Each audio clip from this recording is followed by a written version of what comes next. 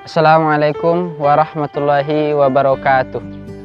Awalnya kalam ka dibaca, puji syukur kita ucapkan kepada Tuhan Malikul Alam nan menggorakkan hati je pikiran manuangkan paham dalam raso. Niat diangan nalalamu cinta di hati laba musim baru lakin di menjadi nyato.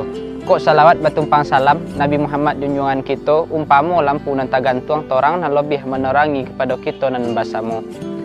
Lainan daripada itu, ampun lambo dek pangulu banyak nan sati, rang godang banyak nan batuah, tuangku banyak nan kiramai.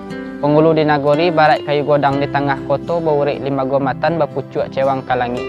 Dahannya tempek begantung, uriknya bakeh baselo, bakeh basurah petang je pagi. Jika pengulu di lamanan panjang, kapamenan matunan duo. Jika pengulu duduk di rumah nang godang, kapamenan maturang banyak. Taruh kepada imam bila je tuangku, bundokan buang samo di dalam, codiak pandai samo di situ dalam imbauan ambojo. Kita bersuah pada hari kini masih jo inyek serugo.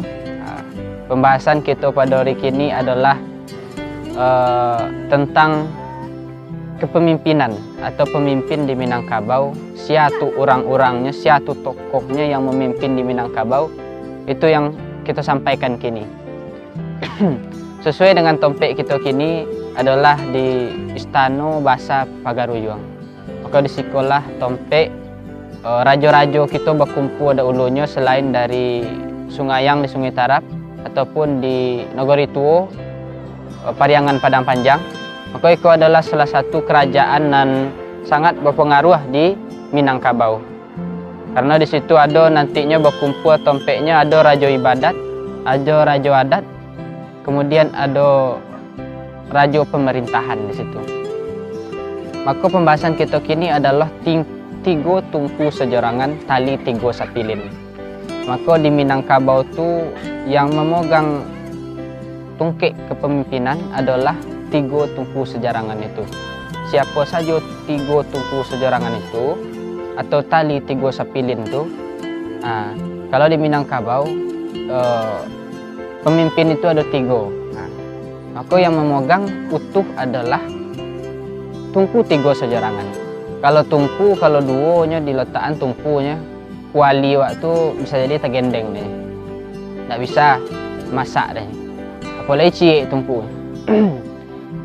Kalau main layang-layang atau lang-lang, kalau tiga tali rajuknya naik rancak lang-langnya. Kalau dua bisa juga, tapi agak senteng ya. Habis itu pula di Minangkabau harus tiga tumpunya sejarangan, tali itu harus tiga sepilin. Kalau dibuka tali itu putuhnya, rusaknya, berarti tidak jalan roda kepemimpinan. Maka siapa saja tumpu itu tiga sejarangan itu, maka yang pertama adalah pengulu. Maka di dalam secara bahasa pengulu itu adalah pegangan hulu. Jadi kalau ada pisau, pegangan hulu itu ulunya tuh pengulu tuh. Maka di dalam petuahnya disampaikan pengulu tu tangkai katian tempuak naraco pucuk undang dalam nagori cupak usoli dalam kampung. Ini pemimpin ni di dalam masalah adat istiadat Minangkabau. Kemudian penghulu tu adalah jabatan yang strategis kalau di Minangkabau, dan memilihnya atau membuat penghulu tu tidak sembarangan, banyak syarat yang harus dilalui. Contohnya penghulu itu harus punya sifat sidik, amanah, fatonah.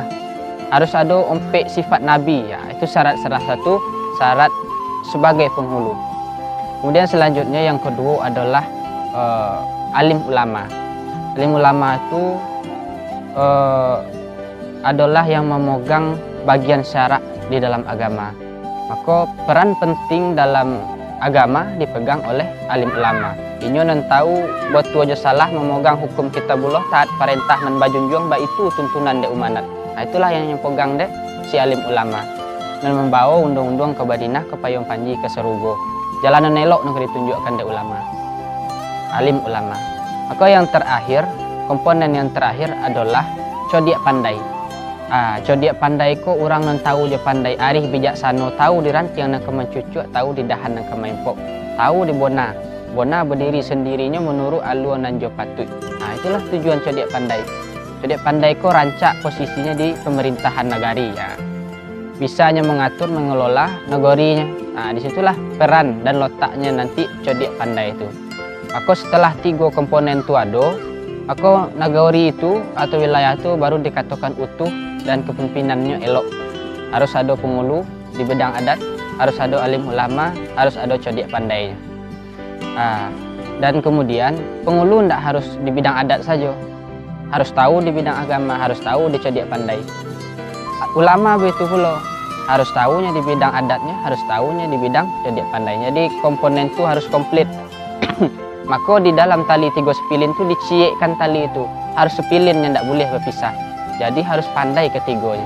Mungkin itu saja pembahasan kita kini. Seandainya ada salah dan janggal mohon maaf. Kalau lawa di sungai rimbang anak rusuh mati tadabiah kok gawa minta ditimbang kok dosa ampunan lebih. Assalamualaikum warahmatullahi wabarakatuh.